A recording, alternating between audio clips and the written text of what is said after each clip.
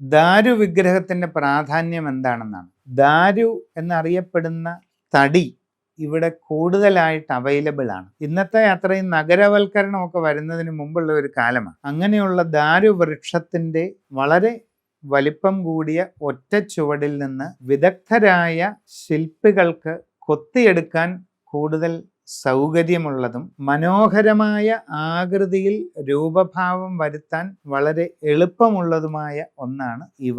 ദാരുവൃക്ഷത്തിൻ്റെ ഒറ്റമുറി ചുവട്ടിൽ നിന്ന് അതിമനോഹരമായ ആകൃതിയിൽ ദശഭുജയായ ഒരു ഭദ്രകാളി വിഗ്രഹം കൊത്തിയെടുക്കുന്നതിന് വളരെ ഫലപ്രദമായിട്ട് ചെയ്യാൻ കഴിയും. അതൊരു പ്രത്യേകതയാണ്. അങ്ങനെ കൊത്തിയെടുക്കപ്പെട്ട ദാരു വിഗ്രഹങ്ങളിൽ വർഷത്തിലൊരിക്കൽ ചാന്താട്ടം നടത്തും. പ്രത്യേകമായ ഒരു കൂട്ടാണ് ചാന്തെന്ന് പറയുന്നത്. അത് വർഷത്തിലൊരിക്കൽ അഭിഷേകം ചെയ്യുന്നത് ആ തടി ഒരിക്കലും കേടാവാതെ പൂർണ്ണമായ ചൈതന്യത്തിലും ബലത്തിലും നിലനിന്നു പോകാൻ സഹായിക്കുകയും ചെയ്യും.